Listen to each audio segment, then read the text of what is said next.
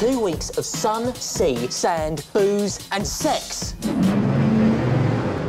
This done a lot of pictures. I think really we thought about it before the third series. Really, I think we thought we always wanted to make a film. We always wanted to make a teen film. We love those actors and we love those characters, and it felt like the right thing to do, really. So yeah, definitely, when we were making it, there were moments we were thinking, why aren't we just doing a fourth series? What if we lost our minds? But it felt like, this was the story to tell, was their holiday. And the best format to tell that holiday, the story in, I think, was as a film, really. It wasn't so much sort of, well, this series has been incredibly popular, we ought to take this to the big screen. I think it was just that we had a desire to write a film in this territory, and as the TV series was so successful, people loved those characters, it was just a natural solution, is to put them on holiday.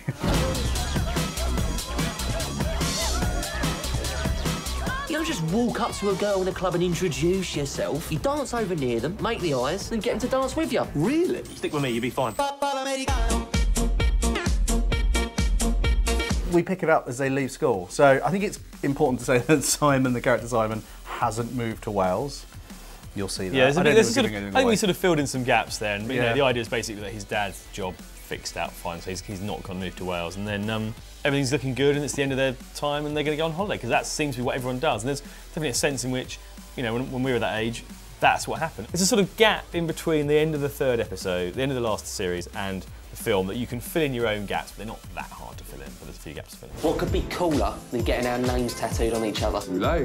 Oh, what? Gay Neil? No, it's Jay. That says gay, mate. I genuinely think that one of the reasons the show's been, main reasons that the show's been successful is because, we saw a lot of people, and certainly for those characters, but just in general, those four men are four of the best young comedy actors of their generation, if not the four best comedy actors of their generation, I think. And to get them all together in one show has just been amazing. A mark of their sort of professional attitude, I guess, and their approach to the film was, we said, do not, whatever you do, go to the gym, because, it's a holiday film, we don't want you to come all buff and toned, obviously, because it needs to be as real as possible, and these characters aren't buff and toned. So we turned up on day one and they were all Simon Bird's Simon Bird's got shoulders at the gym. He's like, well, I always had quite a big show. I was like, yes.